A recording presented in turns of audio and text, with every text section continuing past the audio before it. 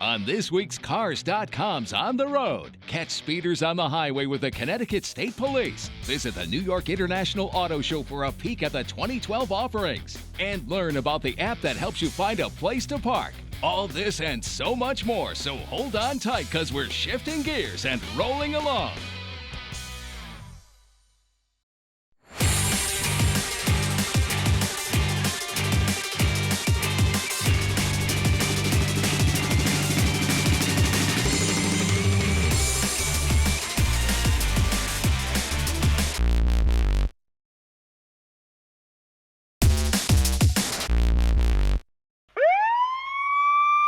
Hello, my name is Trooper Davis from Connecticut State Police Traffic Services Unit. Today I'm going to discuss two laser units that we utilize here in traffic services.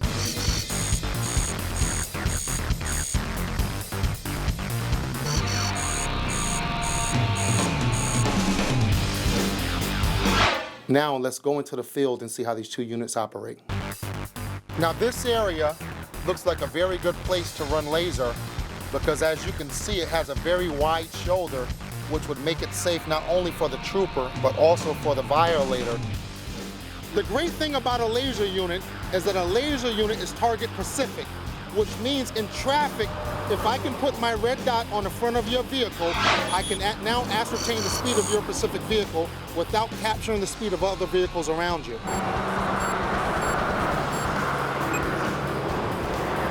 Now this specific vehicle in the center lane was just clocked at 65 miles per hour.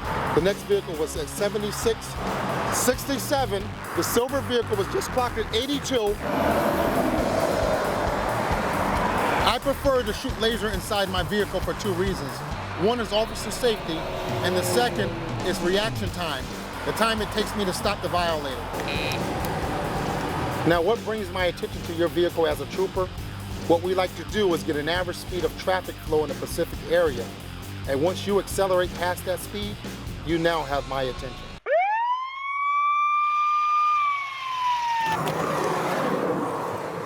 How you doing? All right, I clocked you on laser at 80. You have your license registration there? I have you on laser. I'm sorry? Oh, the laser unit that I clocked you on, yes. Yes, I'm gonna issue an infraction for speeding. The fine in Connecticut for 80 miles per hour in a 65 mile per hour zone, that fine is $254. Listen, if you choose to speed in the state of Connecticut, it does not matter which tool we choose to use, you will get caught.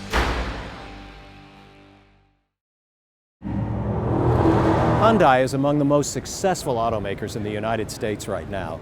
We ask the question, why?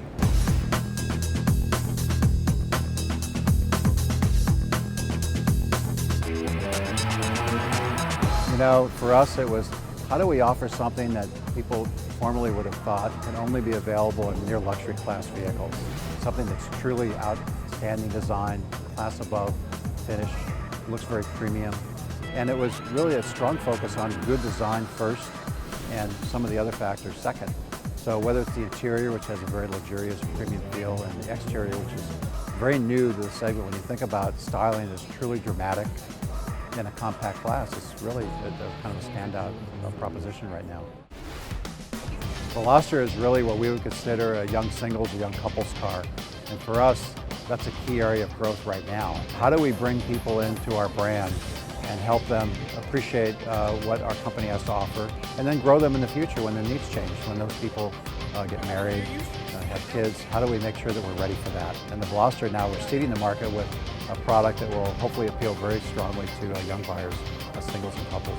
We're really focused on young families in terms of our future product direction. So when you think about products we're working on right now, it's how do we do a better job of really getting our share of young family buyers. You have to think about utility. You know, how do you get something that really serves many masters? You know, the miracle of the car is it does so many different things well, but in terms of young family buyers, how do you get that extra cargo and extra passenger utility, easy use of child seats, easy ingress and egress when you're carrying a lot of groceries? You know, from my perspective, having worked in a number of places, it's the engineering. So we have probably the most dedicated engineering workforce I've ever experienced. These guys put in everything they have to make the best product. And that's really the key point for Hyundai right now. There's really a big focus on best product. And I think our very solid and pure focus on best product has really given us an advantage. A strong engineering team has really given us a big advantage, both in Michigan as well as in Nanyang facility.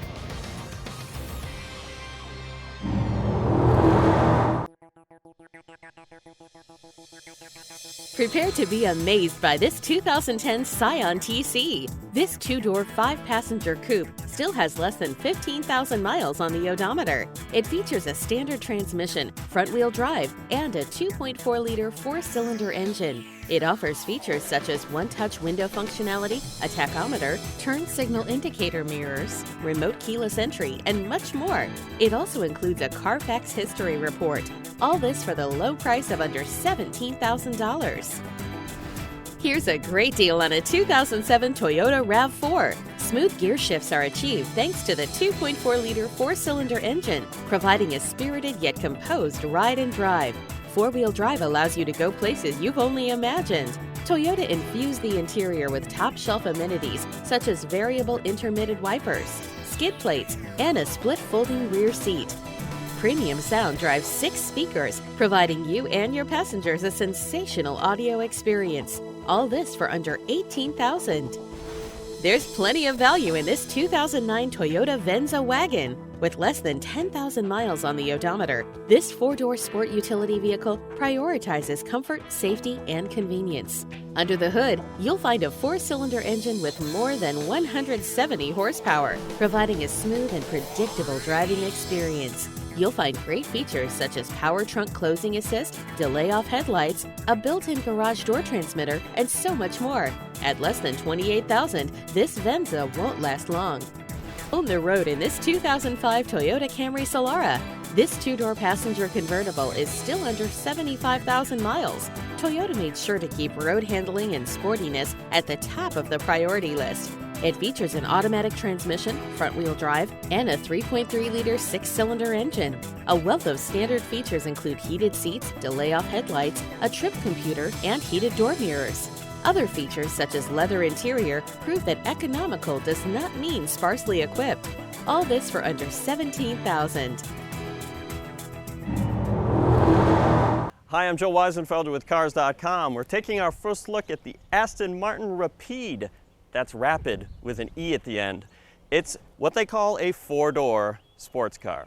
Now, the idea of a 4-door ultra-luxury sedan is not a new one. There are things like the Maserati Quattroporte and the Porsche Panamera more recently. The difference, I think, between this one and the Panamera is this one's not ugly. Now, the Rapide is quite a large car on the outside. When you get inside, it feels smaller in good ways and not so good ways. The good ways, I think, is that it drives like a smaller car. You've got a 6-liter V12 engine, rear-wheel drive. It does 0 to 60 in about 5 seconds. The handling is good, the balance is good. It's a lot of what we appreciate about smaller Aston Martins, but then again, for the size on the outside, it's a little tighter than you might think. The difference with this one is the back seat. Now, there's a bit of a price to pay for the swoopy lines, and that is it's a little bit harder to get in. You've got to fold yourself a bit.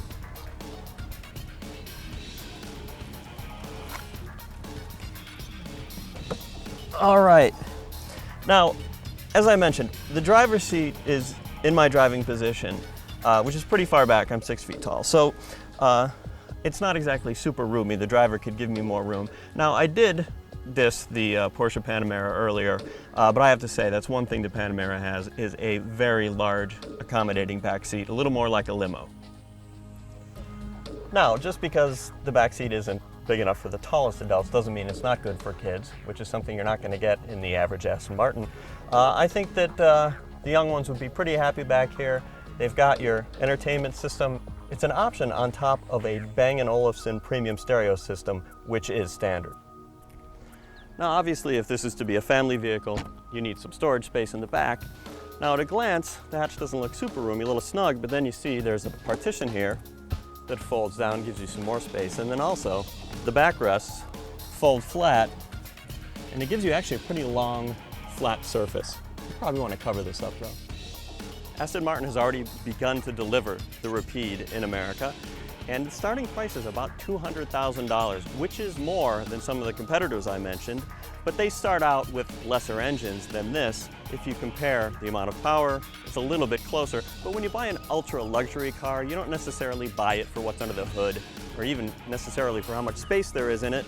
You buy it for the name, and because in this case, it's gorgeous.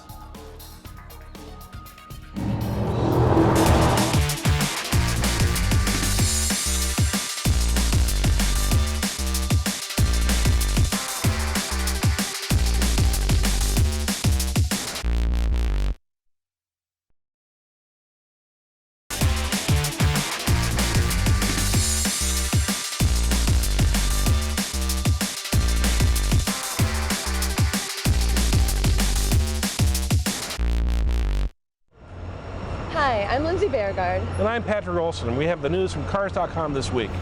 How hot is your car? And I don't mean how cool it is, but how likely is it to be stolen? LoJack, the company that helps track stolen cars, says that the Honda Accord, Honda Civic, and Toyota Camry were the most stolen and recovered vehicles of 2010. That information comes from analyzing the 10,649 stolen vehicles that LoJack helped recover last year. Older cars are popular targets for thieves, though LoJack does see a growing segment of thieves targeting newer vehicles. Popular newer vehicles include the 2007 Camry and Cadillac Escalade. Where are these cars being stolen from? Southern California, Texas, and Florida experience the most larceny. While most people think that used cars are worth less over time, we found that not only are used cars today worth the same as they were 2 years ago for the same car, but in many cases they're even higher. Changes in the used car marketplace have actually pushed those prices higher. For all major manufacturers, the average price of a used car increased 10% over 2010, with Hyundai, Mercury, and Ford showing the biggest gains. The top gainers among cars? The Chevy Camaro up 16% over 2010, the Ford F-150 up 14%. On average, the asking price for the top 15 used cars searched on Cars.com rose 5% year over year. Why is this happening? Supply and demand. Cash for clunkers took away a lot of the used car inventory. The sluggish economy has pushed more people out of the new car market and into the used car market. And auto leases were nearly non-existent 2 years ago, so there are fewer cars coming off of leases for the used car market. The situation for Japanese automakers remains uncertain. So much so, Lindsay, that Toyota executives told 1,500 Toyota, Lexus, and Scion dealers in the U.S. that they can expect shortages this summer.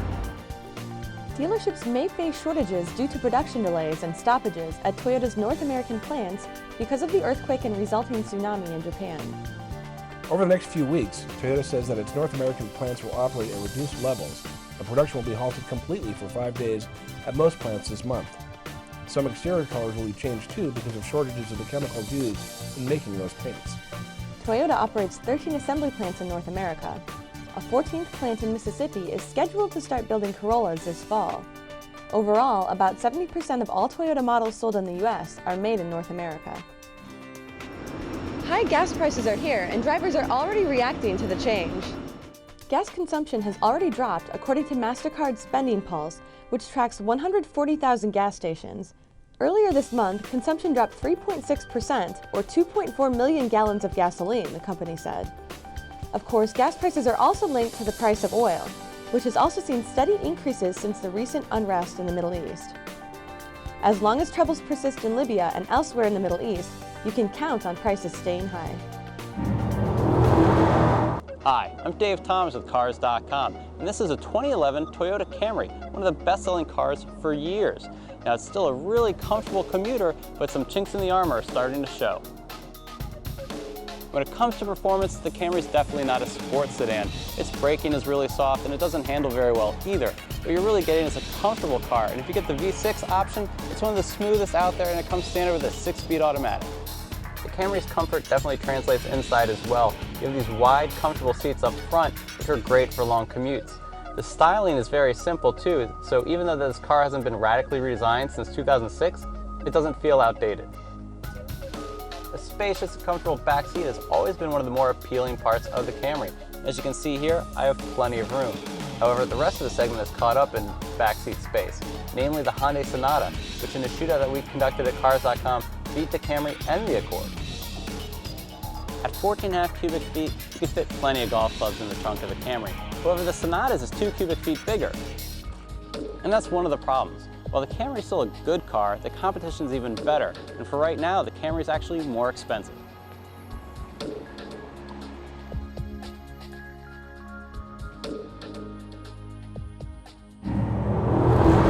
Let's be honest. There isn't anything more frustrating than driving around a place that you don't know that well, looking for somewhere to park.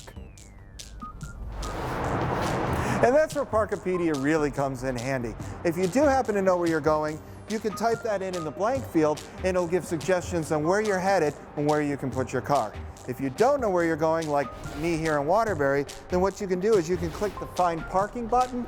It uses your phone's GPS to figure out where you are and brings up a list of garages nearby and suggestions on where you can put your car. Speaking of other garages, Parkopedia uses information from users, so that way it builds its database to give information on how long a garage is open and how much it costs to put your car there. So that way users like you and me, when we're looking for garages, we have a little more information on which to choose where we want to put our car. But I really like this filter button because what it does is it allows me to turn on and off options like whether a garage is covered, whether there's motorcycle spaces, whether it accepts credit cards. So that way it helps me hone down the large list of garages that might pop up, so that way I can find the right garage for me and my car. So that's Parkopedia, available for the iPhone as a free download from iTunes. However, if you use one of the other mobile phones that are out there, you can go to the website that you see at the bottom of the screen and get access to the same great information that the iPhone users can too. Parkopedia, helping you park.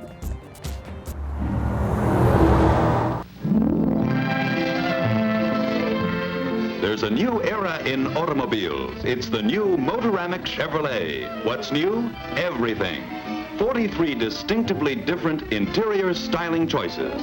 New fabrics, new colors, new treatments, and a whole new design in bodies by Fisher.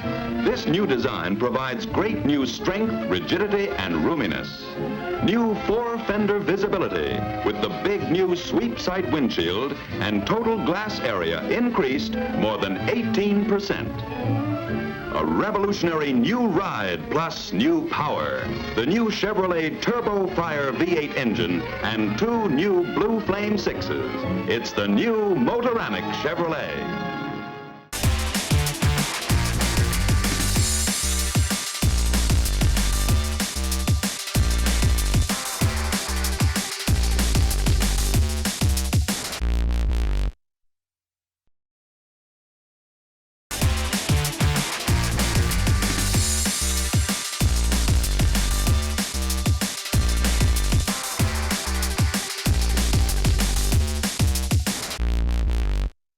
BMW was very specific about the label it wanted applied to the X3 when it was introduced back in 2004.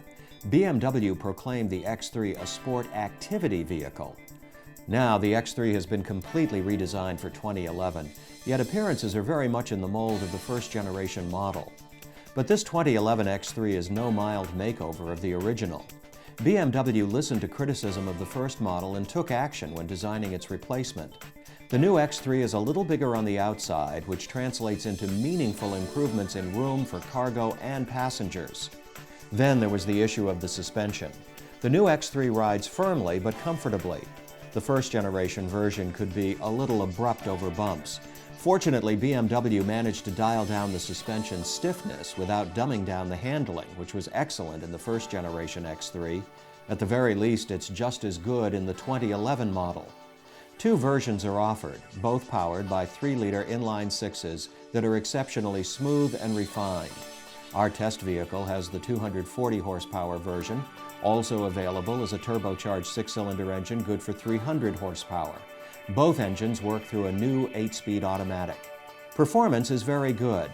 This X3 with the normally aspirated engine can make it to 60 miles per hour in just under 7 seconds. BMW has also upgraded the interior, but issues remain.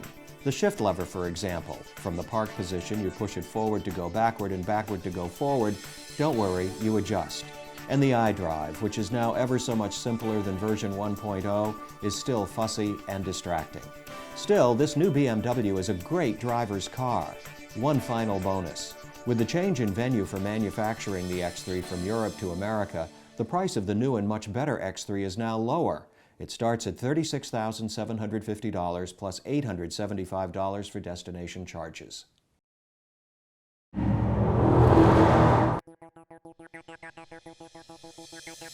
Get ready for this 2009 Toyota Corolla. With fewer than 45,000 miles on the odometer, this four-door sedan priorities comfort, safety, and convenience.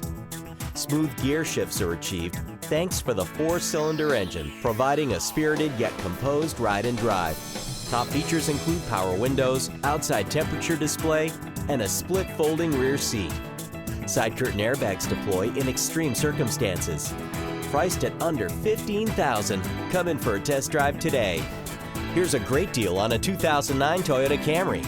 This four-door, five-passenger sedan still has fewer than 30,000 miles on the odometer.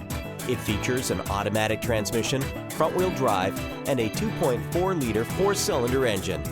It's equipped with a ton of terrific amenities, such as remote keyless entry, one-touch window functionality, variably intermittent wipers, and a split folding rear seat. Priced at under $18,000, it won't be around long. You'll appreciate the value in this 2009 Toyota Corolla. With just over 20,000 miles on the odometer, this four-door sedan is packed with value. It features a front-wheel drive platform, an automatic transmission, and a 1.8-liter four-cylinder engine. Top features include air conditioning, front fog lights, tilt steering, and a split folding rear seat. Priced at under $16,000, you'll want to see this Corolla in person today. Step into the 2009 Toyota Camry. This four-door, five-passenger sedan still has less than 35,000 miles on the odometer. It features a front-wheel drive platform, an automatic transmission, and a 2.4-liter four-cylinder engine. Power front seats, a built-in garage door transmitter, and front dual-zone air conditioning are just a few of the extras. All this for less than $20,000. Arrange a test drive today.